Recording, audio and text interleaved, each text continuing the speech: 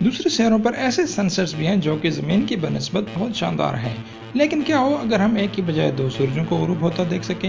کیا ہماری زمین اس طرح زیادہ گرم ہو جائے گی کیونکہ اس کو دو سورج گرمی دے رہے ہوں گے؟ یا کیا اس طرح ہم کبھی رات کو دیکھ سکیں گے؟ یا ہمارا دو شمسی نظام زندگی کی موجودگی کے لیے خطرے کا باعث تو نہیں ہوگا؟ تو جڑے رہیے اور ہمارے چینل کو سبسکرائب کرنا مت بھولیے، کیونکہ ہم بتانے جا رہے ہیں کہ اگر ہماری زمین کے دو سورج ہوتے تو کیا ہوتا۔ سارے سٹار سسٹمز ایک ہی سورج سے وجود میں نہیں آتے، حتیٰ کہ کچھ سائنسدانوں کا خیال ہے کہ ہمارے سورج کا بھی ایک ساتھی ستارہ تھا جو کہ بہت عرصہ پہلے کھو گیا تھا، جس کا نام نیمیسس رکھا گیا ہے۔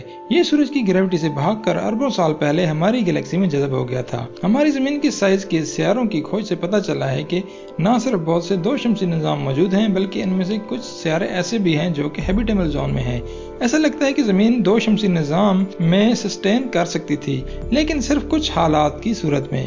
دو شمسی نظام میں سورج کی قسمت بہت سے عوامل پر منحصر ہوتی ہے۔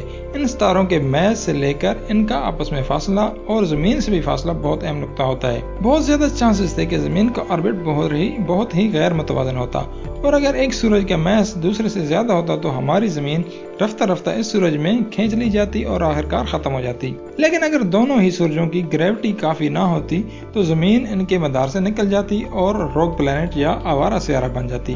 لیکن ازیوم کرتے ہیں کہ زمین کا آربٹ متوازن ہوتا تو یہ اس صورت میں ممکن تھا کہ زمین ان دونوں میں سے کسی ایک سورج کے مدار میں گھومتی۔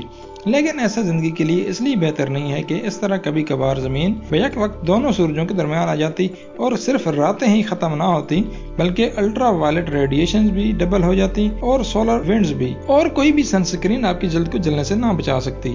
ایک اور طریقہ جس سے ہماری زمین کا آربٹ متوازن ہو سکتا تھا وہ یہ کہ دونوں ستارے ایک دوسرے کو بہت قریب ہوتے اور زمین ان سے کافی دور، لیکن اس طرح زمین کو ہیبیٹیبل زون سے باہر ہونا پڑتا جہاں سورج کی روشنی پانی کو مائع حالت میں رکھنے کے لیے کافی نہ ہوتی اور پوری زمین برف کا گولہ بن جاتی۔ ابھی تک تو حالات ہمارے مخالف ہی جا رہے ہیں، لیکن ایک امید کی کرن ہے۔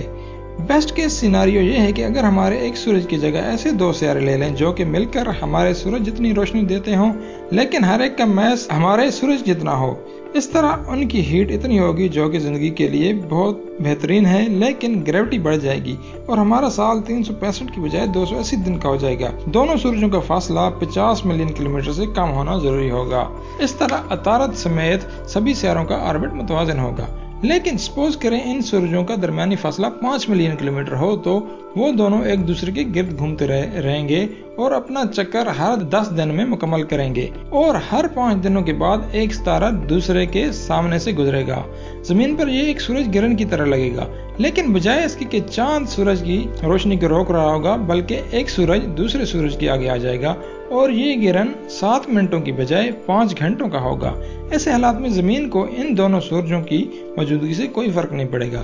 لیکن واحد سوال جو ذہن میں آتا ہے کہ کیا دو شمسی نظام میں زمین کا وجود میں آنا ہی ممکن تھا؟